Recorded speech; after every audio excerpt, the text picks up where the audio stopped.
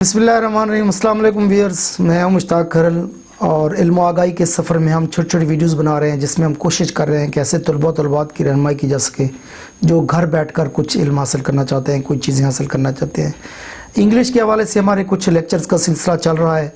हम चाहेंगे कि आज का लेक्चर शुरू करने से पहले आप हमारे चैनल को सब्सक्राइब करें, लाइक करें और दोस्तों को इनवाइट करें। और अगर फेसबुक पे अभी मुश्ताक खरल के नाम से आप लोग मेरे पेज को फॉलो कर सकते हैं। आज का लेक्चर इंतहाई इम्पॉर्टेंट है। बहुत से स्टूडेंट्स और बहुत से जो लोग हैं पेयर वर्ड्स के हवाले से कंफ्यूज होते हैं।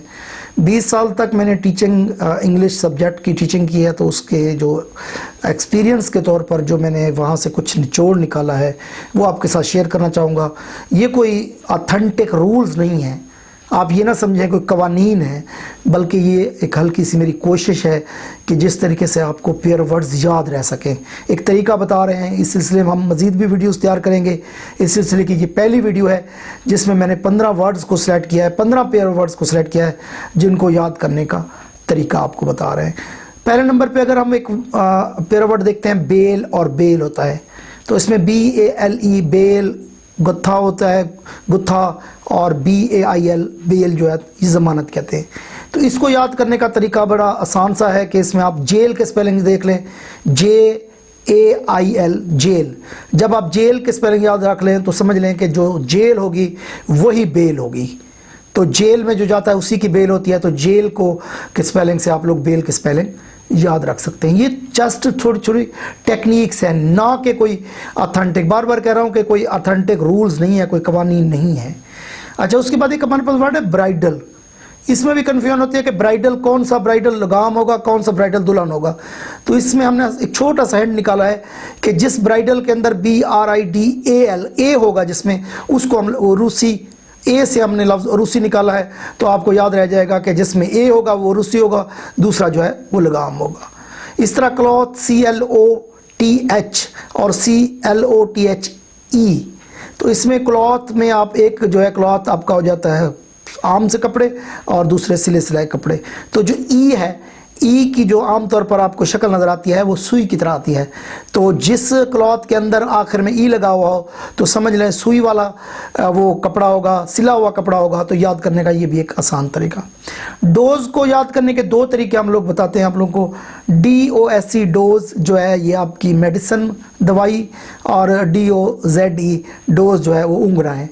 एक तो जो डोज है DOS सीन की आवाज़ देता है, तो जिस मेडिसन है वो भी मेडिसन के अंदर सीन की आवाज़ है। तो याद रख लें कि इन दो में जो सीन है जिसमें S है वो मेडिसन है, दूसरा आपका उंगना है। अगर दूसरे तरीके से देख लें तो जो Z की बिजाते खुद शक्ल होती है, तो Z ऐसे लगता है जिस तरह कोई बंदा सोया पड़ा हो, तो Z से आप लोग फिर आप जिसमें Z होगा वो उंगना हो जाएगा। ये याद रह जाएगा आप लोगों को। इसके बाद हमारे पास लफ्ज़ डायरी और डेयरी के, तो खैर आसान सा तरीका ये है कि इसको प्रोनाउंस करना सीख लें, आप कभी नहीं भूल सकते। एक लफ्ज़ है इसमें डायरी, तो ये हो जाएगा DIARY डायरी, ये आपकी डायरी हो जाएगी। और DARY ये हो जाएगा डेयरी। तो डेयरी जहाँ पे आप लोग दूध और अंडे लेते हैं तो वो डेयरी हो जाएगा, और दूसरा डायरी। तो ये स्पेलिंग को आप प्रोनाउंस करके इसकी आप लोग याद कर सकते हैं आसानी के साथ। आइडल में IDLE निकम्मा और IDOL, तो इसमें जो O है, O की शक्ल को हमने बनाया हुआ है, O को समझा हुआ है बुत। तो जो O होता है गोल, एक बुत की तरह होता है, तो जिसमें O हो तो उसको आप लोग हमेशा बुत के तौर पर याद कर लें। हील में बड़ा आसान सा तरीका है, दो एड़ियाँ होती हैं, तो जिसमें DE हो वो हील है, दूसरा जो है वो ज़ख्म भरना हो जाएगा। बड़ा आसान सा तरीका।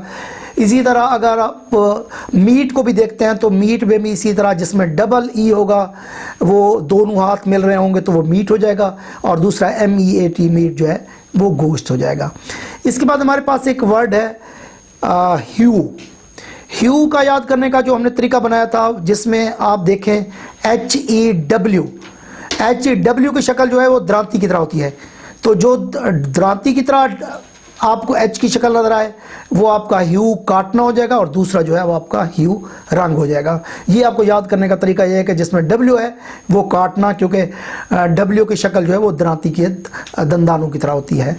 इसके बाद है पोर, PORE पोर जो होते हैं वो आपके मसाम या जिस्म के अंदर जो सुराख होते हैं, और POUR, तो इसमें जिसमें यू की शक्ल चूँकि बाल्टी की तरह होती है, POUR, जिसमें यू आएगा वो आप लोग उसको याद कर लेंगे, वो आपकी उंडेल ना हो जाएगा। बाल्टी में आप उंडेलते हैं तो यू की शक्ल वो बाल्टी की तरह होती है। इसके बाद प्रिंसिपल, और प्रिंसिपल में बहुत से लोग कंफ्यूज होते हैं, तो याद रख लें कि जो मैन है, MAN, मैन के स्पेलिंग में ये आता है, तो जिस प्रिंसिपल में A आए वो आपका मैन होगा, और जो दूसरा प्रिंसिपल होगा वो असूल होगा। यह आसानी से आप लोग इसको याद कर सकते हैं। पीस में भी अगर आप एक पीस है अमन और दूसरा पीस है टुकड़े, तो इस दोनों में देख लें कि जिसके ज़्यादा टुकड़े किए हुए हैं। अगर देखा जाए PEAC नीस में ज़्यादा टुकड़े, लेकिन PIECE इसमें ज़्यादा टुकड़े किए गए हैं, तो लिहाजा इसको आप लोग टुकड़े समझ लें और दूसरे को आप अमन के तौर पर लेते हैं। क्विट और क्वाइट के हवाले से आप लोग सिर्फ आप प्रोनाउंस सही करेंगे। क्वाइट, QUITE, क्वाइट बिल्कुल, और QUIET क्विट, क्विट का मतलब खामोश। तो इसमें प्रोनाउंस करने से आप लोग ये आसानी से याद कर सकते हैं। वीक के हवाले से भी हम लोग दो तरीके बताते हैं आप लोगों को। एक तो ये है कि EE can not be weak, EE can not be weak, जिसमें EE होगा वो कमज़ोर नहीं होगा, वो हफ्ता होगा। और दूसरा इसका तरीका यह है कि हफ्ते के अंदर चूँकि हफ्ता आता है, तो जिस वीक के अंदर EE हो समझ लें वो हफ्ता है, क्योंकि 2 दफ़ा आ रहा है हफ्ते के अंदर हफ्ता, तो 2 ई जो है वो 2 हफ्तों की निशानदेही करते हैं। इसी तरह आखिरी हमारे पास वर्ड है यॉक।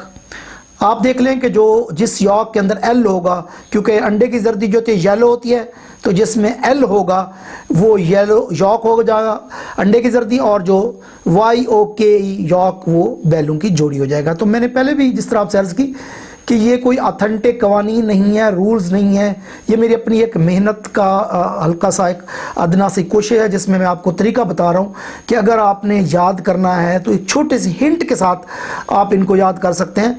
अदरवाइज़ बहुत ज़्यादा कन्फ्यूजन होती है। मैं खुद बहुत परेशान होता था कि कौन सा वीक हफ्ते वाला है और कौन सा वीक कमज़ोर वाला है। तो मैंने एक फ़िक्रा याद कर लिया कि EE can not be weak, तो अब ये मुझे आज तक याद रहेगा कि EE कभी कमज़ोर नहीं होता। इसी तरह प्रिंसिपल में भी मैं कन्फ्यूज होता था, तो प्रिंसिपल में हमने ये याद कर लिया कि जो प्रिंसिपल आदमी होता है वो MAN होता है, तो जिसमें AL हो प्रिंसिपल के अंदर तो वो आपका आदमी होगा, और दूसरा जो है वो असूल होगा।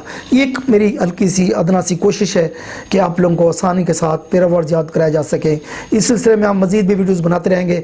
आप हमारे चैनल के साथ मुंसलिक रहिए, हमारे चैनल को लाइक भी कीजिए, सब्सक्राइब कीजिए, दोस्तों को इन्वाइट कीजिए, और जहाँ कहीं आपको खामी नज़र आए निशानदेही कीजिए। आपकी निशानदेही की रोशनी में हम चाहेंगे कि अपनी वीडियोज़ को बेहतर से बेहतर तैयार कर सकें। अपने और दोस्तों का बहुत ख्याल रखिए। वस्सलाम।